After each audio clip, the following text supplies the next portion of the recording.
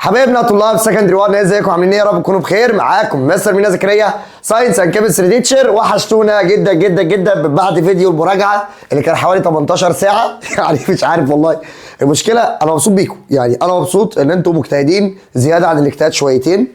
لقيت الناس داخله بيقولوا يا مستر الحل بتاع الفيديو قليل، احنا عايزين حل تاني. يا باشا احلى حل عليك اهو، هنحل معاك موديلات المعاصر بالكامل. هنزلك موديل عشان لو انت مستعجل. تمام، يلا بينا. اول سؤال بيقول لك ايه؟ A food chain include predatory fish. food chain فيها predatory fish وفيها algae وزوبلانكتون وسمول فيش. طب تعال نرتبها. مبدئيا كده هي هتبدا بالالجي. حلو جدا. الالجي مين هياكل الالجي؟ طبعا الالجي ده بروديوسر. مين اللي بياكل الالجي؟ اللي بياكل الالجي هو الزوبلانكتون. زوبلانكتون. طب مين بياكل الزوبلانكتون؟ اللي بياكل الزوبلانكتون هي السمول فيش. طيب واللي بياكل يا مستر السمول فيش لا لارج فيش او بريداتوري فيش. هي لارج فيش هي بريداتوري فيش. طبعا دي كاكا اسمها فود تشين. حلو. بيقول لك what happens after the predatory fish feed on small fish in great number. يعني ايه اللي هيحصل لو البريداتوري فيش كانت كتير قوي سمول فيش؟ حبيب قلبي بكل بساطه السمول فيش هتقل فالزوبلانكتون هتزيد فالالجي هيقل. هو بيقول لك ايه اللي هيحصل لو البريداتوري فيش كانت سمول فيش كتير؟ السمول فيش هتقل، الزوبلانكتون هيزيد، الالجي هيقل. يلا بينا. هل الزوبلانكتون هيزيد والالجي هيقل؟ الاجابه ايه؟ هل الزوبلانكتون هيقل؟ لا الزوبلانكتون هيزيد. هل الزوبلانكتون والالجي هيزيدوا؟ لا، ما هو لما الزوبلانكتون يزيد الالجي هيقل. هل الزوبلانكتون والالجي هيقلوا؟ لا. اذا الاجابه اللي تنفع معايا هي اجابه ايه؟ حلو. ندخل على كويستشن نمبر بي او كويستشن 2. يعني يقول لك ايه؟ which of the following correctly describe the wind between two regions and the atmospheric pressure at them. طيب بكل بساطه لو انت رجعت المراجعه هتلاقيني دايما بقول لك ان الويند بتمشي من المنطقه اللي عندها هاي بريشر. الويند بتمشي من المنطقه اللي عندها هاي بريشر بتروح للمنطقه اللي عندها لو بريشر. ده اتجاه الويند. دايما الويند بتمشي من المنطقه اللي عندها ضغط عالي للمنطقه اللي عندها ضغط قليل. منطقه عندها ضغط هواء عالي، طب ما طبيعي ضغط هواء عالي يعني هنا في هواء كتير. ضغط هواء عالي، لو في منطقه عندها ضغط هواء عالي يبقى في هنا هواء كتير. اكيد الرياح بتمشي من الهواء العالي للهواء القليل. هل الويند سبيد is high whenever the difference in atmospheric pressure between the two regions is small؟ لا. هل سرعة الرياح هتزيد كل ما كان فرق الاتموسفيريك بريشر قليل؟ لا. تعالى كده نتخيل لو في منطقة عندها اتموسفيريك بريشر عالي قوي، منطقة عندها اتموسفيريك بريشر عالي قوي ومنطقة عندها اتموسفيريك بريشر قليل قوي، ساعتها الرياح هتجري جري كده. بص كأنك بتدوس على حاجة، فكل لما تدوس اكتر الحاجة تنطلق. كل لما الاتموسفيريك بريشر كان زياده الرياح تجري اسرع. يبقى كل لما انا كنت في منطقه عندها هاي اتموسفيريك بريشر ومنطقه عندها لو اتموسفيريك بريشر الرياح تبقى اسرع. هل الويند سبيد هتبقى قليله لما الفرق في الاتموسفيريك بريشر يبقى قليل؟ دي تنفع. طب ويند ارايز وين ذا بريشر ار ايكوال. هل الويند هتحصل لو في اتنين عندهم نفس البريشر؟ مستحيل. دايما الويند بتمشي من منطقه عندها هاي بريشر لمنطقه عندها لو بريشر. هل there is no relation between the wind and the atmospheric pressure؟ لا. اذا بكل بساطه الاجابه بي. بكل بساطه، ولازم اتاكد من بقيه اجاباتي، يعني انا هتاكد من بقيه الاجابات اللي موجوده. حلو. ندخل على question نمبر 3. بيقول لي question ايه نمبر 3 دوت؟ بيقول لي ري فيش، سمك الري، السمك المفروض دوت. طبعا دوت كارتيلوجينيوس فيش، تمام؟ كان سمك غضروفي وكان بيملى نفسه بالاويل عشان يستحمل الضغط. can live in deep depth under high water pressure، تمام؟ because they have. هل عندهم low amount of oil؟ لا. هل عندهم low amount of oil؟ لا. هل عندهم high amount of oil؟ بس هم بني؟ لا. هل عندهم high amount of oil؟ ايوه. بس هم كارتيلوجينوس؟ ايوه. اذا بكل بساطه الاجابه دي. تمام. انا كان عندي 2 يا اولاد كارتيلوجينوس فيش. مين هم؟ اول واحده هي الري فيش، ري فيش والشارك. الري فيش والشارك الاثنين دولت عندهم كارتيلوجينيوس سكيلتون، يعني هيكل غضروفي.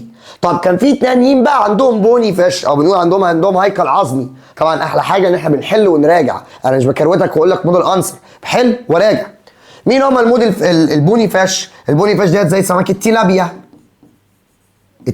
اللي هو البلطي، زي سمك المولت اللي هو البوري، زي سمك السلمون اللي هو السلمون، دولت اسمهم بوني فاش. يبقى دولت بوني فاش عندهم عظم اللي هو الشوك، ودولت كارتيلوجينوس فاش عندهم غضاريف. ندخل على question number 4. بيقول لك ايه؟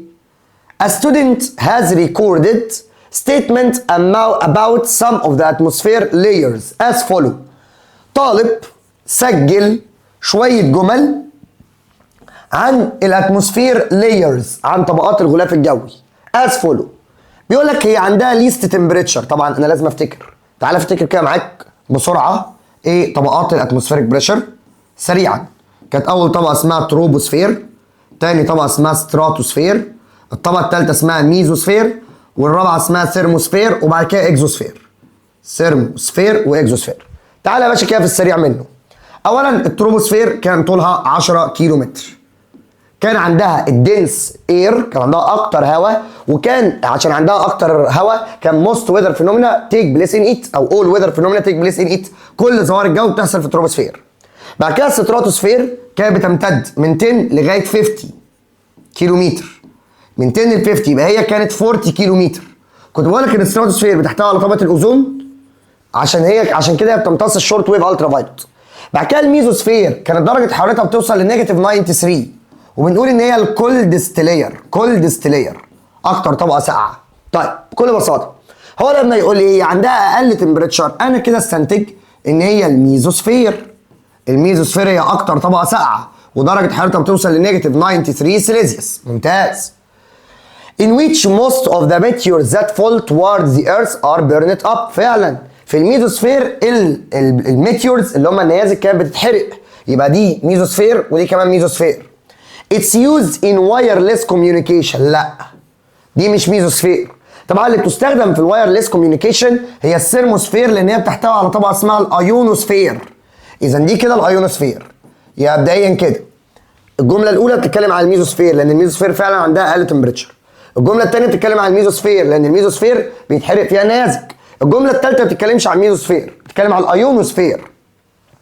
الجمله الرابعه It's preferable layer for aircraft flight. دي كمان مش على الميزوسفير، دي على الستراتوسفير. طبعا حضرتك لازم تبقى عارف ان الستراتوسفير هي الطبقه المفضله للطيارات. احنا بنراجع المنهج كله في اسئله، خد بالك احلى حاجه في اسئله المودلز بتاعت المعاصر دي لما المنهج كله. الستراتوسفير كانت بتطير فيها الطيارات، ليه؟ لان حركه الهواء فيها هوريزونتال، تمام؟ التروبوسفير حركه الهواء فيها فيرتيكال، فيبقى صعب على الطيار ان هو يطير فيها. لكن في الستراتوسفير حركه الهواء هوريزونتال، فيبقى سهل على الطيار ان هو يطير. اذا الطيارين يحبوا يطيروا في الستراتو. اذا بكل بساطه هو بيقول لي مين من الجمل ديت statement aircraft the mesosphere layer، مين من دولت ديت لا يتناسب مع الميزوسفير؟ مين من الجمل اللي فاتت ديت؟ كلمه ايركرافت ديت هي كلمه غريبه جدا، اكيد مش قصده بيها، بس هو من الاخر بيقول لك مين من الجمل ديت يتناسب مع الميزوسفير؟ مين من دولت بيوضح الميزوسفير؟ الجمله الاولى والثانيه هما اللي تبع الميزوسفير، يبقى الاجابه بكل بساطه سي. question number 5 بيقول لك مارين اورجانيزمز، الكائنات المائيه او البحريه بيطلعوا كربون دايوكسيد جاز as a waste product. waste product يعني كحاجه من الويستس، من الفضلات، كفضلات. resulted from. حلو، هو امتى الكربون دايوكسيد بيطلع؟ الكربون دايوكسيد بيطلع من الريسبيريشن، وكمان الكربون دايوكسيد بيطلع من السيلولر ريسبيريشن. طيب تعالى افكرك بكل حاجه عن السيلولر ريسبيريشن. اولا السيلولر ريسبيريشن دي كانت عمليه بتحصل في الميتوكوندريا. مره تاني السيلولر ريسبيريشن هي عمليه بتحصل في الميتوكوندريا. في السيلولر ريسبيريشن الجلوكوز بيتحد بالاكسجين عشان يطلع لي كربون دايوكسيد وانرجي ووتر. هو هدفه يطلع انرجي، بيطلع الكربون دايوكسيد ويست برودكت. يبقى مبدئيا كده دي عمليه السيلولر ريسبيريشن. اوعى تنسى ان السيلولر ريسبيريشن ديت هي واحده من الميتابوليزم، خاصه عمليه الكاتابوليزم. طيب هل الكربون دايوكسيد بيطلع كويست في ويست في الترانسبيريشن؟ لا، الترانسبيريشن ده بيطلع ووتر فيبور. هل بيطلع ويست في الفوتوسينثيس؟ لا، الفوتوسينثيس بيطلع ويست الغاز الاكسجين. هل بيطلع في الكاتابوليزم؟ اه. هل بيطلع في البروتين سينثيس؟ لا. بروتين سينثيس يعني تكوين البروتين دي عمليه اصلا انابوليزم. يبقى امتى الكربون دايوكسيد بيطلع كويست برودكت؟ الكربون دايوكسيد بيطلع كويست برودكت في عمليه السيلولار ريسبيريشن اللي بتحصل في الميتوكوندريا، فيها الجلوكوز بيتحد بالاكسجين يطلع انرجي وكربون دايوكسيد وميه، هيطلع الكربون دايوكسيد. عمليه السيلولار ريسبيريشن دي واحده من عمليات الكاتابوليزم، تمام بكل بساطه. طيب ندخل على السؤال اللي بعده. question number 6 بيقول لك ايه؟ which of the following اي مما يلي مين من الجرافس ديت represent the mass of each hydrogen and oxygen in the water molecule؟ طب بكل بساطه الهيدروجين كان بيمثل طبعا الماس بتاعته هي كانت 1 الى 8، لو انت فاكر كنا مأكدين عليها هي 2 16 او 1 الى 8 او 11.11% الى 88.89%. طبعا كتقل الاكسجين طوله يكتسح الهيدروجين. طيب الاخضر دوت الاكسجين، مبدئيا كده الاكسجين هيبقى كتير جدا والهيدروجين هيبقى قليل. هل الهيدروجين اكتر من الاكسجين؟ لا. هل متقاربين نوعا ما؟ لا. هل الهيدروجين هو اللي اعلى؟ مستحيل. هل الاكسجين اعلى بفارق كبير؟ ايوه. اذا بكل بساطه الاجابه دي مش محتاجه حاجه. question number 7 بيقول لك the opposite figure، الرسمه اللي قدامك طبعا دي رسمه الاوزون او فمبدئيا كده دوت الاو 3 الاوزون. The opposite figure show the molecular structure of one of the gases that exist in atmosphere. طبعا اوعى تنسى ان الاوزون موجود في التروبوسفير والستراتوسفير، اوعى تنسى ان الاوزون موجود في التروبوسفير والستراتوسفير. حلو. طبعا الاوزون اللي في الستراتوسفير ده اوزون مفيد وبيمتص الشورت ويف الترا فايولت، لكن اللي في التروبوسفير ده اوزون سيء. What do you expect to happen to the rate of photosynthesis of plants؟ ايه اللي هيحصل لمعدل الفوتوسينثيس بتاع النباتات على الارض when getting exposed to huge amount of these gas؟ لو النبات اتعرض لغاز الاوزون ايه اللي هيحصل؟ بص يا حبيب قلبي، الاوزون اللي في التروبوسفير ده اوزون سيء جدا. الاوزون لو دخل جوه النبات بيخش من خلال فتحات الاستوماتا وبيحرق النبات، بيعمل بيرن اوف ذا بلانت، بيحرق النبات. كلمه بيحرق النبات مش معناه ان هو بيخليه يولع، لا، مش معناه ان هو بيخلي النبات يولع، ده بيحرقه بيلسعه. زي كده لما حد مننا يدلق عليه ميه نار، بعد الشر على اي حد، لو دلق علينا ميه نار هل احنا بنولع؟ لا، الخلايا بتموت. نفس الكلام الاوزون لما بيخش جوه النباتات يا اولاد بيخلي خلايا النبات تموت، بيخلي الورقه تموت، فتلاقي لون الورقه اتحول من اللون الاخضر للون الاصفر. الاوزون بيخلي الورقه تتدمر، فبالتالي الورقه مش تقدر تعمل فوتوسينثيس بروسيس، فالفوتوسينثيس بروسيس هتقل، اذا الاجابه هتبقى ديكريز. يبقى لما اجي اقول لك الاوزون ايه تاثيره على النباتات؟ اولا الاوزون بيحرق النباتات، بيرن ذا بلانت. طب طالما بيرن ذا بلانت يبقى هو بيقلل عمليه الايه؟ الفوتوسينثيس بروسيس. رقم 2 الاوزون هو السبب الاساسي في السموج. الاوزون بيبقى السبب الاساسي في السموج مع غازين كمان، نيتروجين دايوكسيد وسلفر ترايوكسيد. طبعا دي كلها نوتس حضرتك تكتبها. الاوزون بيبقى سبب في تآكل بعض المواد، corrosion of some substance. زي مين يا مستر تآكل مين ومين؟ زي تآكل الربر والبلاستيك. بس يبقى غاز الاوزون اللي موجود في التروبوسفير ده غاز سيء جدا، بيؤدي الى حرق النباتات وبيقلل الفوتوسينثيس، بيؤدي الى السموج الضباب مع السلفر ترايوكسيد والنيتروجين دايوكسيد، وبيؤدي الى تآكل المواد زي البلاستيك والربر. حلو. question number 8 the opposite figure، الرسمه اللي قدامك represent the direction of water، حركه الميه transfer by osmosis، لما تتنقل بالاوزموزس among 3 adjacent living cells، ما بين 3 خلايا. which of the following represent the correct arrangement of the cells from the least to higher water concentration؟ دي ضربة معلم، ده اداك قفا في الاخر. الناس المتسرعة ما بتقراش السؤال. بيقول لك مين من الخلايا اللي عندها ميه كتير للخلايا اللي عندها ميه قليله اهو، او من القليل للكتير تبعا للميه. يعني هو عايزك ترتب الخلايا من الخلايا اللي عندها ميه قليله للخلايا اللي عندها ميه كتير. طبعا الميه والملح عكس بعض، تمام؟ طيب تعالى الاول نمسك واحده واحده. الخلايا اهي، انت عارف ان الميه بتروح ناحيه الملح الاكتر، الميه بتروح ناحيه الملح الاكتر. حلو. مبدئيا كده الميه مشيت من 1 ل 2 ول 3، معنى كده ان 2 و 3 عندهم ملح اكتر من 1. دايما احنا كنا حافظين جمله الميه بتحب الملح والسكر. كنا حافظين الجمله ديت، الميه بتحب الملح والسكر، الميه بتروح ناحيه الملح الكتير، فالميه هنا راحت ناحيه الملح اللي في 2 وفي 3 اهو، راحت لهم. معنى كده ان 2 عندها ملح كتير و3 عندها ملح كتير. اقل ملح هو 1. اقل ملح دوت يعني اعلى ميه، اقل ملح يعني اعلى ميه. حلو، خدت بالك؟ الميه اللي في 2 راحت ل3، ده معناه ايه؟ معنى كده ان اعلى ملح 3، يبقى انا لو رتبتهم للملح اعلى ملح 3، اعلى ملح، بعد كده 2، بعد كده 1، يبقى ده ترتيب الملح. عشان كده كلهم راحوا ل3، يبقى اعلى ملح 3، بعد كده 2، بعد كده 1، يبقى اعلى ميه كانت في مين؟ كانت في 1. اعلى ميه كانت في 1 وبعد كده 2 بعد كده 3. هو عايزك من الاقل للاعلى ميه، اقل ميه في 3 2 1، اذا الاجابه تبقى دي بكل بساطه. تاخد بالك لان السؤال ده رزعه. خد بالك لو قلت لك رتب لي تبعا للملح هيبقى 3 اعلى ملح، بعد كده 2 بعد كده 1. رتب لي تبعا للميه اعكسهم، اعلى ميه 1 اعلى بعد كده 2 بعد كده 3. اخر مره هقولها ولو سمحت ركز معايا. انا عرفت منين الكلام دوت حبيب قلبي؟ احنا متفقين مع بعض ان الميه بتحب الملح والسكر، الميه بتروح ناحيه الملح الكتير. الملح والميه عكس بعض. يعني ايه؟ يعني الماء الخليه اللي فيها ملح كتير يبقى فيها ميه قليل، الخليه اللي فيها ميه كتير يبقى فيها ملح قليل، وهكذا. الملح والميه عكس بعض. تاني، الخليه اللي فيها ملح كتير يبقى فيها ميه قليل، الخليه اللي فيها ملح قليل يبقى فيها ميه كتير. تعال رتبهم تبعا للملح الاول، تبعا للملح. الميه اللي في 1 راحت ل2 وراحت ل3. الميه اللي في 1 راحت ل2 وراحت ل3. معنى كده ان 2 و3 عندهم ملح اكتر من 1، يعني 1 اقل ملح. اللي عرفت منين؟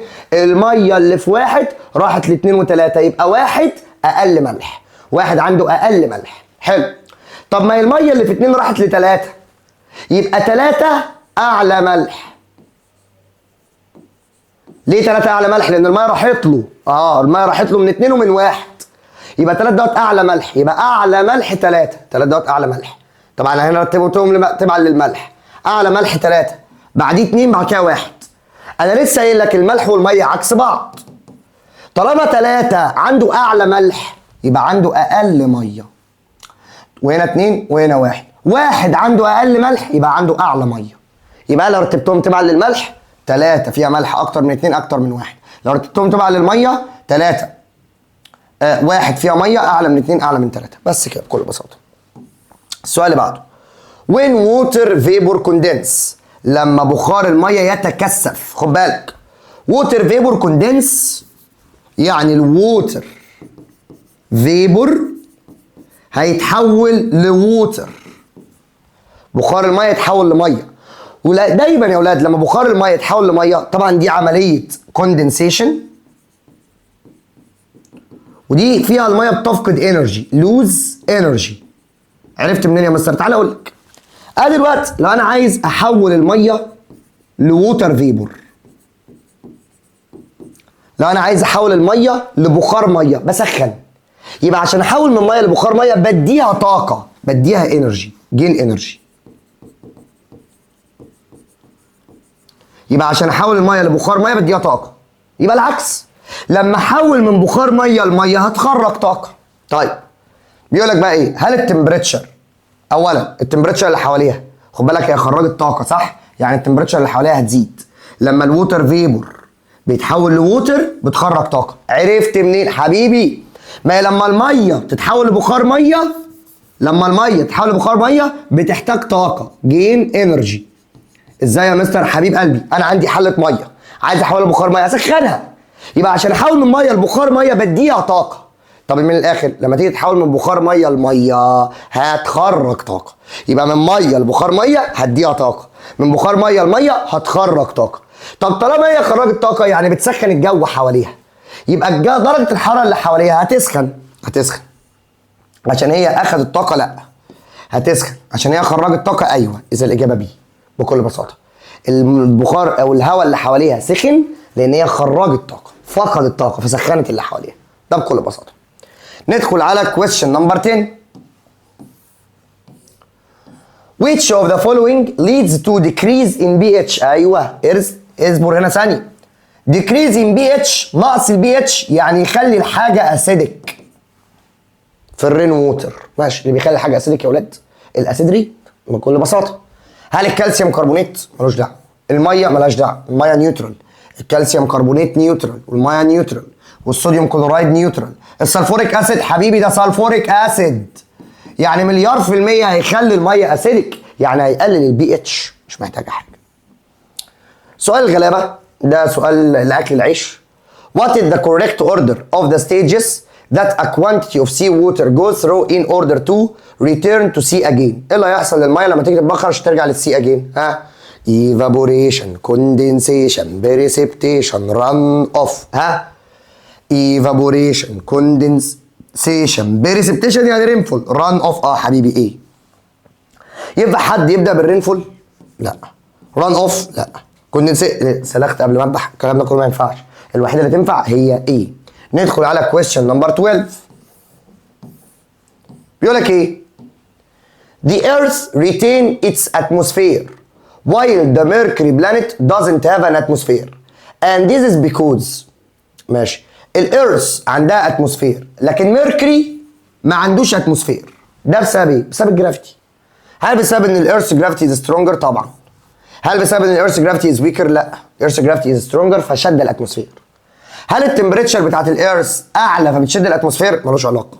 هل الإيرث عندها بايوسفير؟ برضه ملوش علاقه. هو بيقول لك ليه الإيرث عندها اتموسفير؟ ليه الإيرث حواليها هواء وميركوري ما عندوش هواء؟ لان ميركوري ما عندوش جرافيتي فمش بيشدش الهواء، لكن الإيرث عندها جرافيتي فبتشد الهواء. ده بكل بساطه. question number 13 بيقول لك ايه؟ In the following are statements for a student about the effect of solar radiation on aquatic environment. تأثير السولار راديشن على الاكواتيك environment يعني على الكائنات البحريه. الاوتوتروفيك اورجانيزمز are found in abundance in deep depths. لا. يعني ايه الكلام دوت؟ هل الكائنات ذاتيه التغذيه؟ كائنات ذاتيه التغذيه يعني الكائنات اللي بتعمل فوتوسينثيز بروسيس. فوتوسينثيز بروسيس. يعني الجمله انا بقول لك لا، يعني الجمله دي غلط. الكائنات اللي بتعمل فوتوسينثيز بروسيس اللي هم النباتات موجودين بكثره في اعماق المحيط. طب ازاي؟ النباتات موجودين في علو المحيط، ليه مثلا؟ عشان يوصل لهم الشمس فيعملوا فوتوسينثيز بروسيس. اذا الجمله الاولى غلط. هل الليفنج اورجانيزمز اللي في الميه of polar regions are negatively affected in winter due to the lack of food availability؟ طبعا دي تنفع. ليه مثلا؟ الكائنات الحيه اللي في الميه في المناطق القطبيه بتتاثر بالسلب في الشتاء. طبعا ليه مثلا؟ علشان هم في مناطق قطبيه في الشتاء مفيش شمس، فبالتالي مش هيبقى فيه بلانت، فبالتالي مش هيقدر يعمل فوتوسينثيز، فبالتالي مش هيبقى فيه اكل اصلا. تمام. هل الكورال ريفز بتعيش في الورم شالو ووتر؟ دي صح. الكورال ريفز بتعيش في الميه الدافيه القريبه من السطح. طبعا انا قلت لك ليه؟ لان الكورال ريفز عايش جواها الجي. الكورال ريفز عايش جواها الجي. الالجي عايز يعمل فوتوسينثيز بروسيس. الالجي عايز يعمل فوتوسينثيز بروسيس، فلازم الكورال ريفز تعيش قريب من السطح عشان الالجي يقدر يعمل فوتوسينثيز بروسيس. مين من دول صح؟ 2 و3. يبقى الاجابه بي. Which of the following living organisms اي من الكائنات الحيه belong to molluscs؟ مين من دولت يتبع المولسكس؟ المولسكس اللي هي القواقع. طبعا هو الكلام من غير كلام، يعني الكلام اللي هي القواقع. طب هتقولي ليه يا مستر؟ اولا الشريمب من الكريستيشنز. ده سؤال حلو، انا احب الاسئله ديت، اسئله توقع الطالب. كريستيشنز تقول لي يا مستر انت ما بتحبش مصلحه الطالب؟ لا، انا احب اميز الطالب الشاطر من اللي مش شاطر. حتى القلم مش عاجبه الكلام. تعالى يا عم، انا احب اميز الطالب الشاطر من اللي مش شاطر. الشريمب من الكريستيشنز، من القشريات. شريمب قشريات مش قواقع. تمام. الكورل، لا، الكورل من النيديريانز. طب الري، ده الري ديت كارتيلاجينوس فيش، يبقى الوحيد المولسكس هو الكلام. السؤال اللي بعده an amount of water، كميه ميه الماس بتاعتها 1 كيلو جرام. حبيبي يا ماس at temperature of 10 سيليزيوس، درجه حرارتها 10 سيليزيوس، فقدت كميه من الحراره. دي كوانتي اوف هيت اللي هي فقدتها. عرفت منين هي كوانتي اوف هيت؟ جول.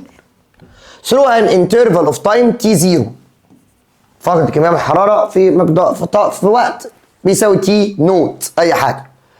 if you know that the specific heat of water is كذا then the density of water، عايز اعرف الدنسيتي خلال الفتره دي. طيب هو مدي لك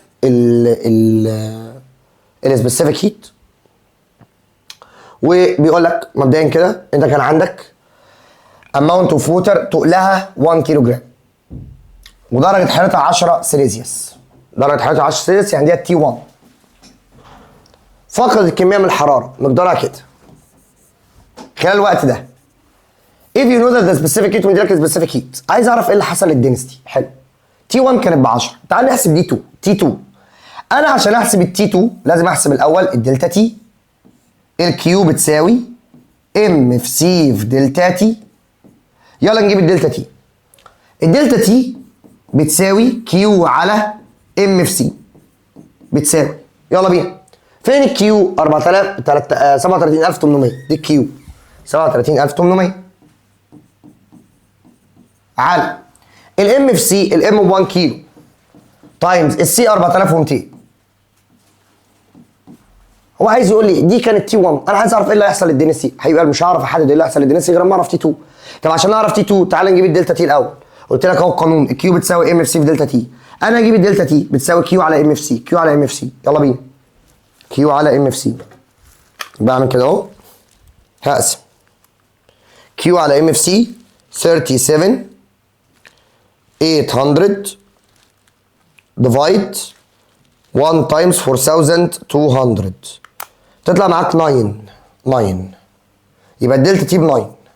حلو قوي. طب مش انت عارف ان الدلتا تي دي بتساوي تي 2 ماينس تي 1؟ اه يا مستر عارف ان الدلتا تي بتساوي تي 2 ماينس تي 1. طيب الدلتا تي ب 9 وتي 1 ب 10، معنى كده ان تي 2 بكام؟ ب 19. تمام؟ تي 1 ب 10، تي 2 يبقى ب 19، عشان يبقى 19 ماينس 10 ب 9. ده بكل بساطه. يبقى كده مبدئيا هي مشيت من 10 ل 19. بس ثانيه واحده، هو بيقول لك amount of water of mass 1 كيلو جرام at temperature 10 سيليزيوس. فقدت كميه من الحراره. صحيح، بس فقدت كميه من الحراره ديت معنى كده ان انا كنت لازم اقول ان الدلتا الكيو ديت بالنيجاتيف، عشان خد بالك هي فقدت كميه من الحراره، يعني الدلتا تي بنيجاتيف 9. الدلتا تي بنيجاتيف 9، خد بالك من النقطه دي. ليه بقى؟ انت لما تيجي تقسم ما تقسم النيجاتيف كده، لان هي فقدت كميه من الحراره. خد بالك من دي نوت، دي نوت مهمه قوي. هو قال لي فقدت كميه من الحراره، يبقى ساعتها الكيو لازم تبقى بالنيجاتيف. تمام؟ معنى كده ان الدلتا تي تبقى بنيجاتيف 9. طب ما الدلتا تي بتساوي تي 2 ماينس تي 1. حلو. تي 2 ماينس تي 1 عشان تطلع بنيجاتيف 9 انت عارف ان دي ب 10، معنى كده ان ده ب 1. من 10 ل 1، من 10 ل 1 ايه اللي حصل؟ تعالى نكتب كده او نرسم الانترفال بتاع الدنستي. انترفال ما بين التمبريتشر والدنستي. حلو؟ اهو عامل كده. طبعا اعلى دنستي عند 4. ده سؤال رخم ده. اعلى دنستي عند 4. انا لما اتحرك من 10 ل 1 معنى كده ان الدنستي هتزيد وهتقل. يبقى الدنستي انكريز اند ديكريز. الاجابه دي بكل بساطه. يبقى ده سؤال محتاج ناس تبقى بتفكر كويس جدا. انا عملت ايه؟ هو بيقول لي ايه اللي هيحصل للدنستي؟ فمبدئيا طبعا ده سؤال يعني محترم. هو بيقول لي انا عايز اعرف ايه اللي حصل للدنستي. ماشي يا عم، ما انا عشان اعرف ايه اللي حصل للدنستي، عشان اعرف ايه اللي حصل للدنستي لازم اعرف ايه اللي حصل للتمبريتشر. فده كده هو اداك كيو والام والسي. انا جريت جبت الدلتا تي، بس اوعى تنسى الكيو هنا بالنيجاتيف، لان هو قال لي لوست هيت. يبقى الكيو بالنيجاتيف، يبقى النيجاتيف يبقى نيجاتيف دوت على الرقم دوت. جبت الدلتا تي. الدلتا تي طلعت معايا بنيجاتيف 9. طيب الدلتا تي بتساوي تي 2 ماينس تي 1. نيجاتيف 9 بتساوي انت معاك تي 1 ب 10. هتحسب هوبا تودي ديت الناحيه الثانيه باشاره مخالفه، تلاقي تي 2 طلعت معاك ب 1. يبقى التمبريتشر كانت 10 اصبحت 1. ما هو كده تي 1 ب 10، تي 2 ب 1. درجه الحراره كانت 10 اصبحت 1، كانت 10 اصبحت 1. يبقى بص اعمل كده، يبقى انكريز اند ديكريز. سؤال محترم، لا نقدر ان احنا نقول غير ذلك. What happened to the volume of quantity of pure water؟ يعني شغلنا في الازرق. ايه اللي هيحصل للفوليوم بتاع بيور ووتر لما درجه الحراره تزيد من 33 فahrenheit ل 39 فahrenheit؟ طيب انا ما بعرفش يعني ايه فahrenheit، انا هجيب السيليزيوس عشان اعرف الفوليوم. ما هو اللي بيحصل في الفوليوم عكس اللي بيحصل في الدنسيتي. طب تعالى نجيب درجه الحراره بالسيليزيوس. حبيب قلبي، درجه الحراره بالسيليزيوس بتساوي درجه الحراره بالفahrenheit ماينس 32 تايمز 5/9. طبعا مش اي حد يبقى فاكر الكلام دوت غير اللي ذاكر كويس. انا عشان اجيب درجه الحراره بالسيليزيوس هعمل كده. فانا هقول هنا التمبريتشر بالفahrenheit اللي هي 33 ماينس 32، او ممكن واحد على فكره يعمل حركه كويسه قوي اقول لك عليها، باي 5/9 تطلع معاك ديت ب 0.5 سيليزيوس. 0.5 سيليزيوس. طب الثانيه نفس الكلام بس هي ب 39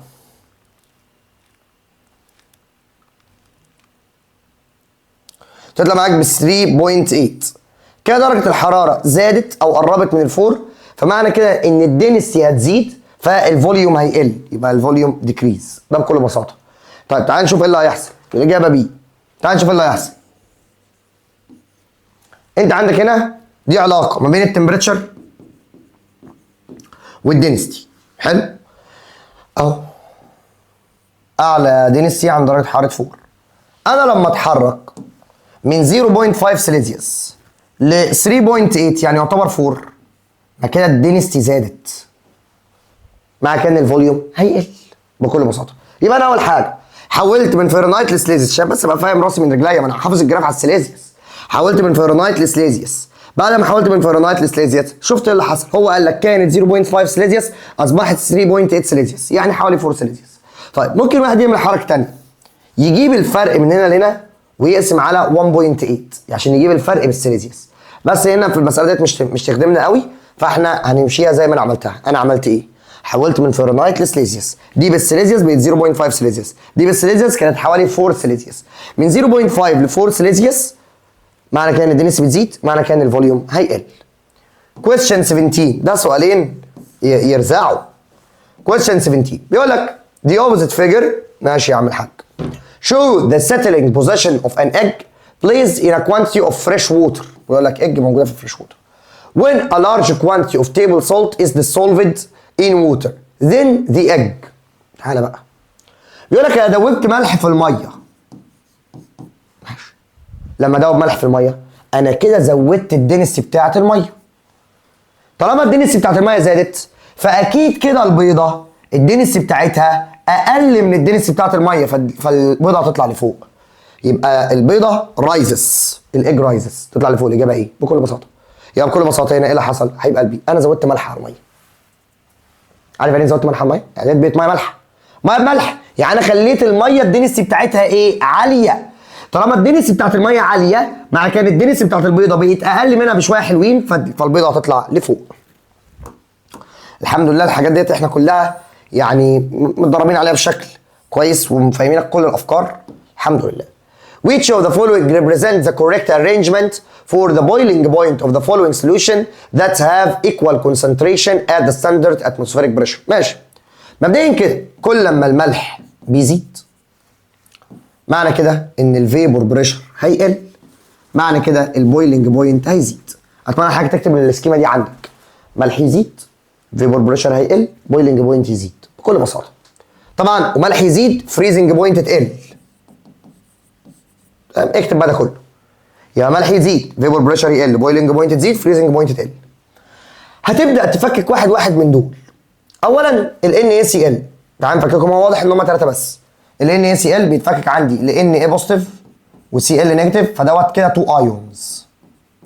ال Al2 او ال MgCl2 هيتفكك ل Mg بوزيتيف 2 او Mg بوزيتيف و2 Cl نيجاتيف، فيبقى كده 3 ايونز. طب ال Al2SO4 الكل 3 هيتفكك ل 2 Al بوزيتيف 3 و3 SO4 نيجاتيف 2، فده كده يا باشا بقى 5 ايونز. لسه قايل لك ايه؟ كل لما الملح يزيد فيبور بريشر يقل، بويلنج بوينت بيزيد. هو بيقول لي مين من دول عنده، او رتب لي الترتيب تبعا للبويلنج بوينت. سهله قوي هتبقى كده. ده عنده اعلى بويلنج بوينت، اقل. ليه ده اعلى بويلنج بوينت يا مستر؟ اعلى بويلنج بوينت لان هو عنده اعلى ملح. انا قلت لك لسه قايل لك كل ما الملح بيزيد البويلنج بوينت بتزيد. عنده اعلى ملح، يبقى اعلى بويلنج بوينت هتبقى ده، اللي بعده هيبقى ده، اللي بعده هيبقى دوت. الاجابه ايه؟ بكل بساطه وبكل اريحيه، مش محتاجه اي حاجه اصلا. Question 19. What is the probable result in increasing the temperature of an aquatic environment on the organism that live in it؟ لو انا زودت درجه الحراره، طبعا لو زودت درجه الحراره مبدئيا كده الاكسجين والكربون دايوكسيد بيقلوا. حلو، اكسجين والكربون دايوكسيد بيقلوا. هل هيبقى صعب التنفس؟ طبعا. هل هيقلل الكالسيفيكيشن؟ لا. ليه مثلا؟ اللي بيقلل الكالسيفيكيشن هو زياده الكربون دايوكسيد، فانا لما ازود الحراره الكربون دايوكسيد اصلا هيقل، فمالوش دعوه بالكالسيفيكيشن. هل بيزود الفوتوسينثيس؟ لا، لان الكربون دايوكسيد هيقل. هل هيزود الاكتيفيتي بتاعت الليفنج اورجانيزم؟ لا. اذا الاجابه الوحيده اللي تنفع هي ايه؟ يعني بكل بساطه انا لما بزود حراره الميه الاكسجين والكربون دايوكسيد بتطايروا، فالكائن الحي مش هيقدر يتنفس، فهو بيقلل الريسبيريشن، بيقلل التنفس. Which of the following keep the liquid of cell membrane and the liquidity of cell membrane and their stability to withstand high pressure in deep depth fish؟ طيب الديب ديبث فيش السيل ممبرين بتاعتهم عندهم unsaturated fatty acid، دي معلومه حفظ. السيل ممبرين بتاعت الكائنات البحريه اللي بتعيش في الاعماق عندهم unsaturated fatty acid بيخليهم يتحملوا الضغط. اذا الاجابه دي بكل بساطه. ندخل على الايسي. بيقول لك ايه؟ الفايبر فيش ماشي، مالها بقى؟ is an example for structural and physiological adaptation explain this. طيب مبدئيا كده الفايبر فيش لما بتتعرض للاك اوف اوكسجين، الفايبر فيش لما يبقى عندها، طبعا ده من الاسئله اللي احنا حليناها في المراجعه، لما يبقى عندها لاك اوف اوكسجين دي بتزود الهيموجلوبين، انكريز هيموجلوبين، وده بالنسبه لنا فيسيولوجيكال ادابتيشن، ده فيسيولوجيكال ادابتيشن. دي اول حته. طب الفايبر فيش لما بتتعرض لهاي بريشر بيكون عندها فليكسبل سكيلتون، وده ستراكشرال ادابتيشن. السؤال اللي بعده طبعا نظام الامتحان يا اولاد 20 سؤال تشوز و2 ايسي. mention an example of negative impact on the human body due to losing a large amount of water from his body and how can the body protect itself from that. طيب بيقول لك ايه؟ قول اكزامبل على التاثيرات السلبيه على جسم الانسان لو فقد كميه كبيره جدا من الميه من جسمه، وازاي يقدر يحمي نفسه من الكلام دوت. ماشي، مبدئيا كده لو الانسان فقد كميه من الميه كتيره من جسمه هيجي له دراوت، يجي لنا جفاف. the body will dry.